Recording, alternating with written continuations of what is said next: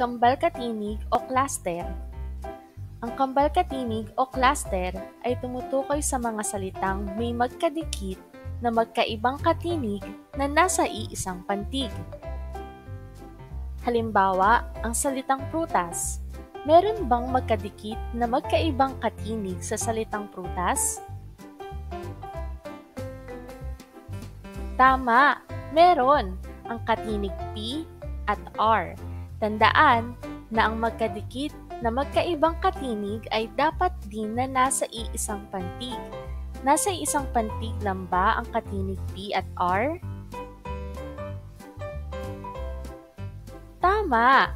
Nasa iisang pantig lamang ang P at R. Prutas. Isa pang halimbawa ay ang salitang tren.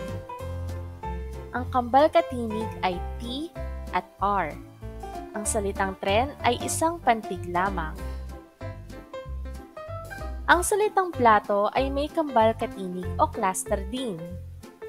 Ito ang magkadikit na katinig P at L. Ang mga katinig na P at L ay nasa iisang pantig lamang, kaya ito ay matatawag na kambal-katinig o cluster. Ito ang mga halimbawa ng kambal-katinig PL. Plaka, florera, plastic. Ito naman ang mga halimbawa ng kambal-katinig KL. Klima, klinika, klase. Ito ang mga halimbawa ng kambal-katinig DR. Driver, drum, Dracula. Ang mga halimbawa ng kambal-katinig BR, braso, cobra, at si Kuya Brando.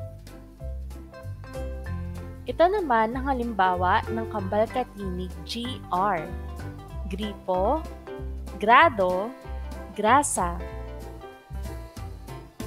Halimbawa ng kambal-katinig KR, Crayola, crudo, cruz.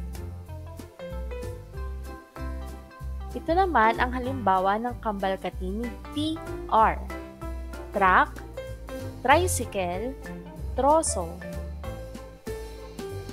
Halimbawa ng kambal-katinig PR, presyo, prito, premyo. Ito ang halimbawa ng mga kambal-katinig DY, jeep, jacket, diamante. At ito naman ang mga halimbawa ng kambal-katinig TS, tsaa, chismosa, tsinelas. Maraming salamat! Kung nagustuhan mo ang video na ito, huwag kalimutan i-like at mag-subscribe para ipakitang suporta sa aking channel. Bye!